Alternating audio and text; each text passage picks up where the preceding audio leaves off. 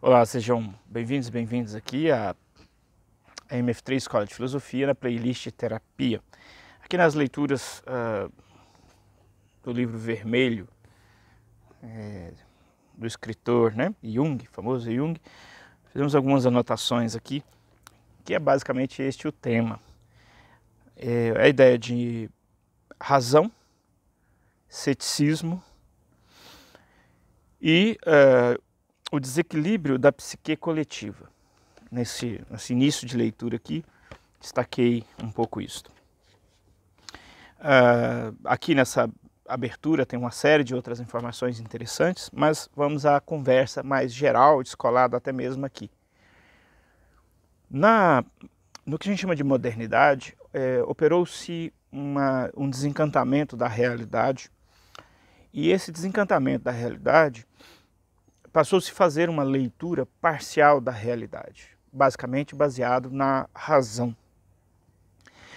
E esta razão, para ela poder conseguir fazer, digamos que, uma leitura dos fenômenos, ela teve que fazer algo que eu chamaria de paradoxal, que foi, de certa maneira, não acreditar na realidade como dada, mas fazer perguntas para esta realidade para poder descobrir, sobre a ótica das ciências, como funciona esta realidade. Eu estou falando aqui, portanto, das ciências, deste fenômeno do conhecimento que hoje em dia é presente na vida de todos nós.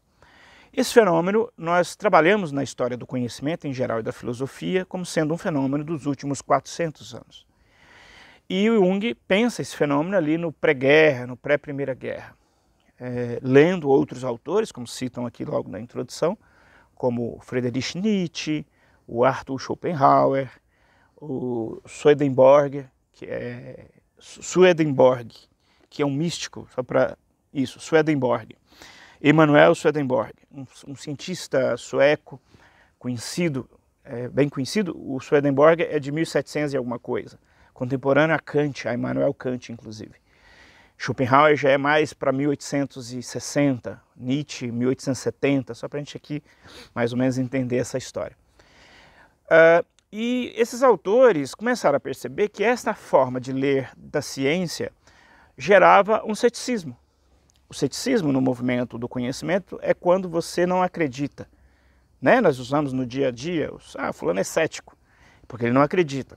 As ciências, de certa maneira, para poder produzir o seu conhecimento sobre as coisas, a primeira coisa que ela teve que fazer é suspender conhecimentos prévios e imediatos que a gente, porventura, tenha das coisas.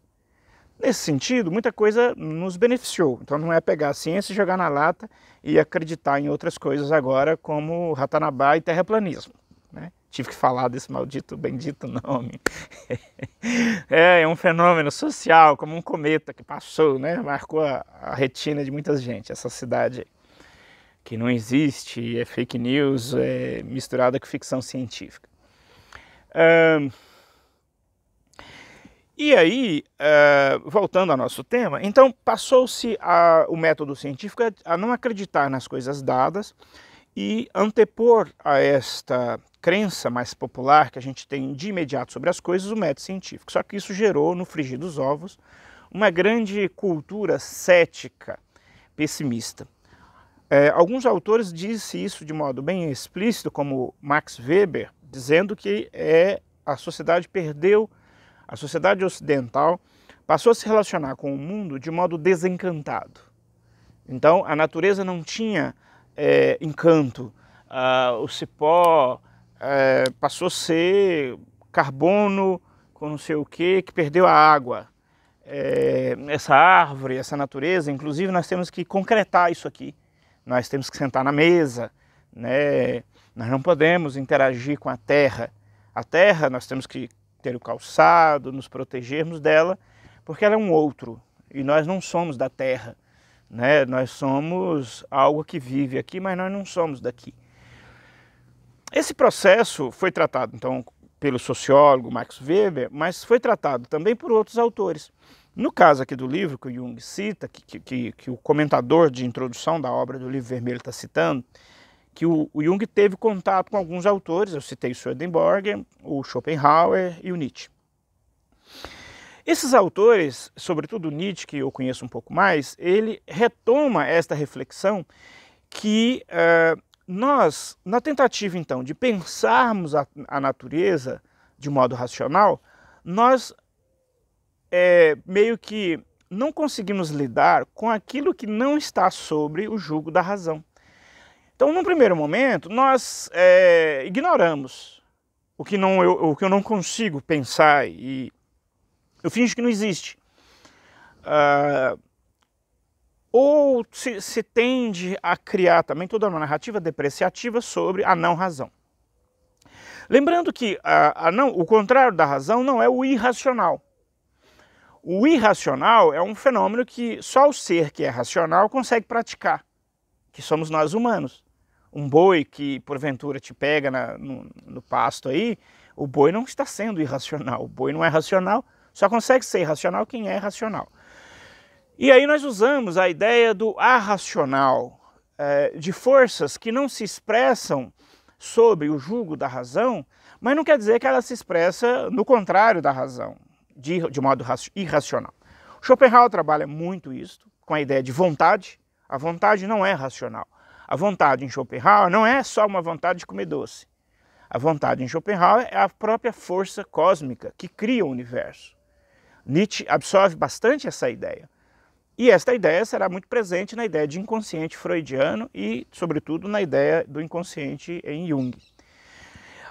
O fato é que, então, esta razão que tentou botar ordem nas coisas, de modo lícito, porque todos nós precisamos planejar nossa vida, isso não é ilícito, é necessário, não é levar uma vida que você não tem hora para levantar, não tem hora para comer, isso é um estado de adoecimento psíquico.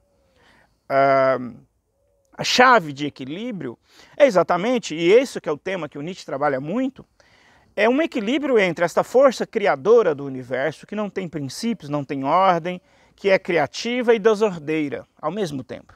Ela vai criando e desorganizando, e ela destrói o que foi criado para criar novamente, ela não para nunca. Devemos lembrar que o Picasso fazia isso, ele pegava, filmava ele pintando um quadro, de um risco virava um galo, de um galo ele criava uma flor e terminava o quadro assim. E para ele o quadro foi tudo aquilo, porque ele queria imitar exatamente essa ideia da criação do universo. O universo está fazendo criação o tempo inteiro desta forma. Então, o que o Jung percebe a partir de Assim Falou Zaratustra, por exemplo, do Nietzsche, entre outros, é essa necessidade de nos integrarmos com a ideia de inconsciente. Nós precisamos conversar com ele. Eu penso que quando eu falo, por exemplo, da atividade rural, da atividade da roça, eu nasci na roça, eu conheci um pouco a realidade da roça, minha família era proprietária de uma terra, isso é uma diferença muito grande, muito importante. Então aquele espaço pertencia à minha família, ali se construía a sua dignidade e a sua subsistência. Eu esqueci porque eu lembrei desse exemplo, mas eu vou tentar continuar aqui, se eu lembrar eu volto a ele. É porque a ideia do Nietzsche é que nós precisamos... lembrei. Na roça nós temos demandas, que às vezes o veneno que surgiu como solução é o que temos como solução. E às vezes a gente critica a solução estando de fora. Mas a gente não pensa que no contexto real da pessoa, as soluções é aquilo que é possível ser feito. É isso que eu queria chamar a atenção. É que às vezes é fácil nós criticarmos o uso do agrotóxico na roça, porque a gente só pensa assim, ele é veneno, faz mal para a saúde. Por que a pessoa está usando? Não, mas num cenário desse, nem o cara da roça usaria. Mas nós temos que entender que na roça, o desafio do trabalho, eu fiz um pequeno buraquinho ali, deu um calo imenso na minha mão, o desafio do trabalho, estas respostas que apareceram, para eles resolveram questões. Então, é fácil para a gente que está na cidade pensar o problema da roça, mas nós não estamos imersos na realidade da roça. Então, o que eu quero dizer é que o racional procura respostas. E às vezes ele consegue, num dado momento histórico, dar esta resposta. E o que a gente precisa fazer hoje é, de posse de uma tradição já de respostas, construir outras respostas.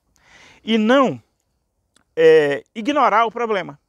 Porque no mundo ideal, sobretudo no mundo ideal do fast food das grandes cidades, nós tendemos ou construir uma arquitetura neurótica, que a gente diz, portanto, totalmente desprendida da realidade, que é operações lógicas totalmente desconectadas da realidade. Quando a gente vai para a realidade, não bate o primeiro ponto, derruba todo o sistema.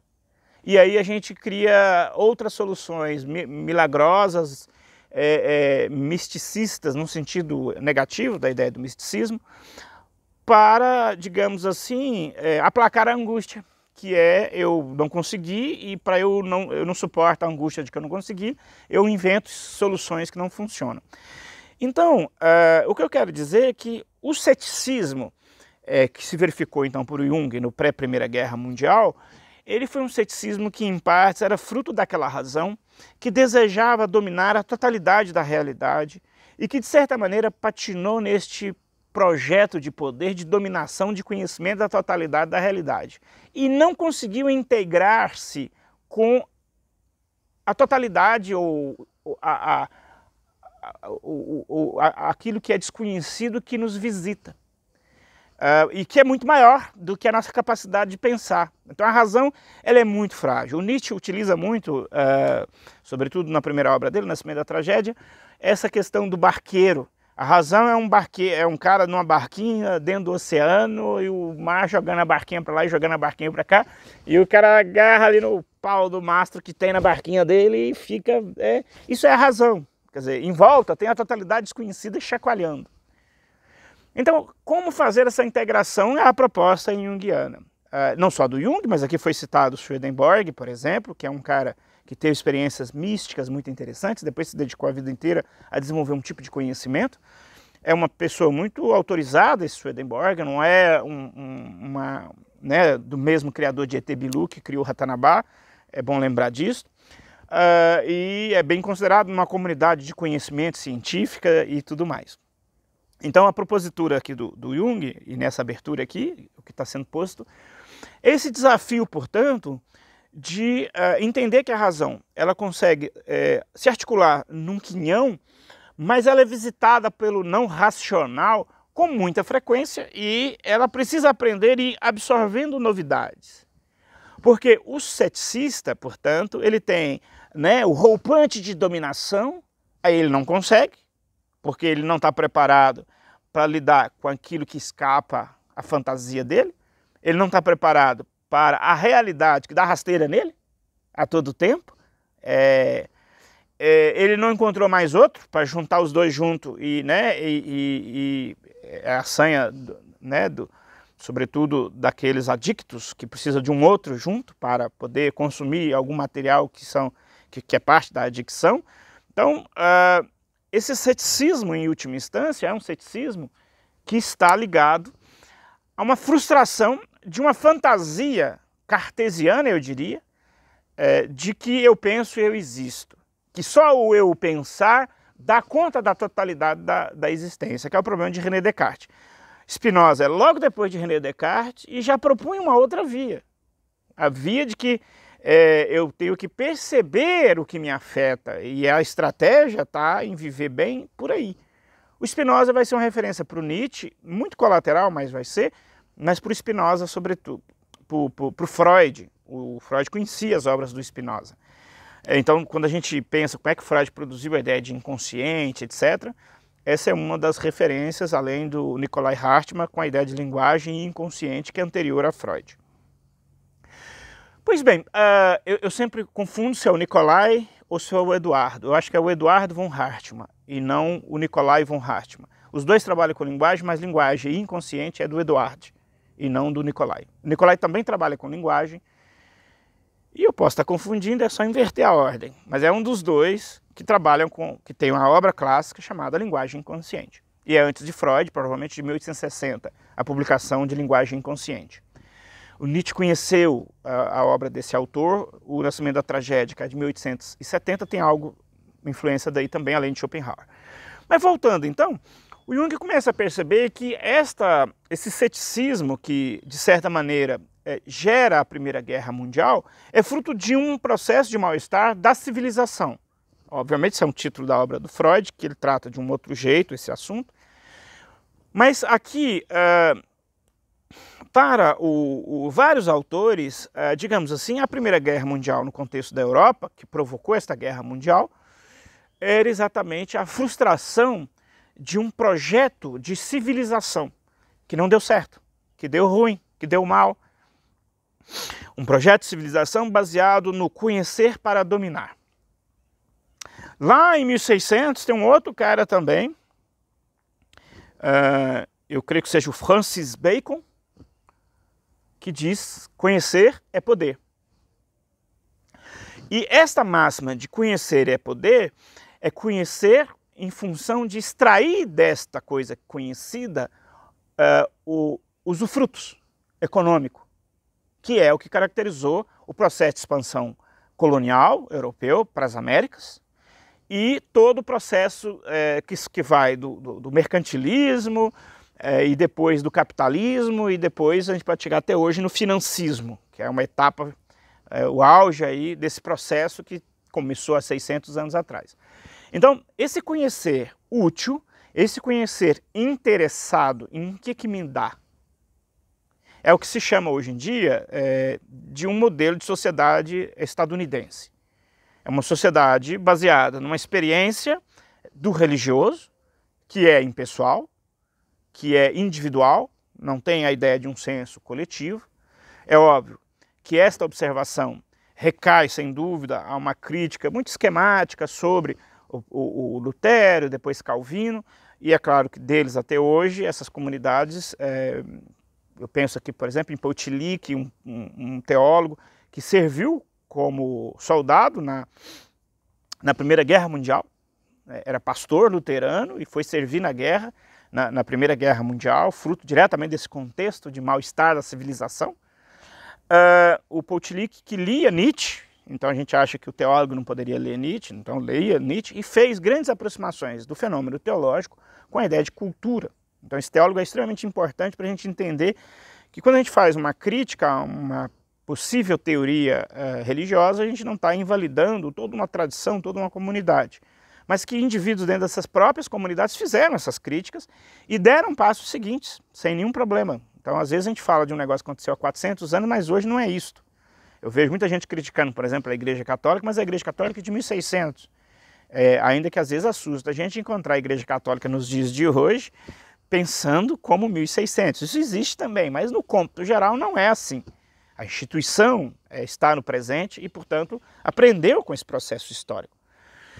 Voltando, então, à ideia de que então, toda uma modalidade de cultura, de dominação e de exploração econômica que leva o Max Weber a escrever a obra O Espírito Protestante e a Ética Capitalista, ou seja, sinalizando uma relação do capitalismo com a ética protestante, como é que elas se relacionavam, esse modelo, numa percepção de Jung, de Nietzsche e de vários outros autores, é que levou a uma crise civilizacional, a um mal-estar. O Nietzsche fala disso de um modo pedagógico, caricato, que assustou todo mundo, e todo mundo, como Darwin, também ficou só na beirada do assunto, que é Deus está morto. O Nietzsche apresenta esse tema em duas ocasiões, se não me engano, na obra A Gaia Ciência, e depois ele reelabora isso no próprio Zaratustra. A obra do Zaratustra fala de vários temas, mas fala, inclusive, desse mal-estar da civilização. É um modelo civilizacional que tentou dominar pelo racional, falava do Francis Bacon, que com uma frase, conhecer é poder, não conseguindo uma dominação completa da realidade, porque o inominado continua roçando a nossa cara, ou saindo de dentro de nós mesmos, de dentro do nosso psiquismo, que é a descoberta de Freud, a descoberta do Jung. E esse indivíduo, então, manhoso, birrento, e um indivíduo como uma civilização, ele então vira cético. Então não é possível conhecer. Tô de mal do mundo. E este mal-estar leva uma vida sem sentido. A ideia do Nietzsche, portanto, com a morte de Deus que aparece em Zaratustra, é um pouco isto. Só para fazer aqui uma rememoração do Zaratustra, uma coisa importante, no início do livro, Zaratustra vai para a montanha e enfia numa caverna e passa uma temporada lá. O Nietzsche faz essa brincadeira contra Platão, que dizia que a gente tinha que sair da caverna e vir para fora. Sair dessas entranhas inconscientes e não racionais para o racional, para a luz, para a lumière, francês de preferência, e com todo o imperialismo francês, cultural, político, econômico. Então, o Nietzsche propõe um Zaratustra que sai da civilização e entra nessa caverna, passa uma temporada imerso nessa caverna, se alimentando de si e de outras questões interiores, e depois ele volta para falar com a humanidade. Talvez este seja o erro do Zaratustra, né? Ele desce todo animado, e quando ele está descendo dessa caverna, ele está passando numa mata, encontra um velho que está indo para a mata, né? Para a montanha, né?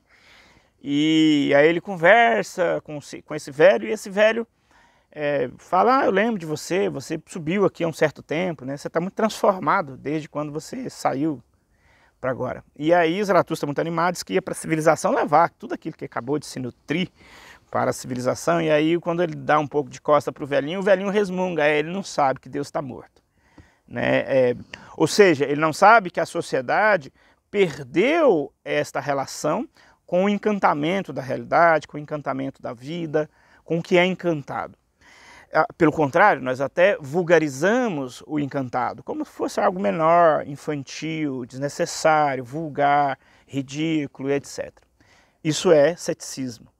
Então, quando a gente não consegue entender que existe muito mais coisa do que a minha capacidade racional consegue abarcar, é sinal de que a gente está num loop de esvaziamento de si, ou de enchimento de si com parafernálias lógicas que não vai nos levar a muito lugar. Portanto, o Jung trabalha isso, obviamente, em toda a sua latitude do seu pensamento, especificamente nesse material aqui. Começa a dizer sobre isso, e o tema, obviamente, ensejou aqui esta videopílula da importância da gente contactar esse inconsciente. Não é assim: agora eu vou beber e me jogar no chão, eu vou para a rave e ficar doidão. Não, meu amigo, aí é um outro problema, né? A história não é assim. Se fosse fácil, todo mundo já teria encontrado a saída. Tem uma saída, tem uma proposta de trabalho sobre si, é claro que tem, mas ela não é mágica.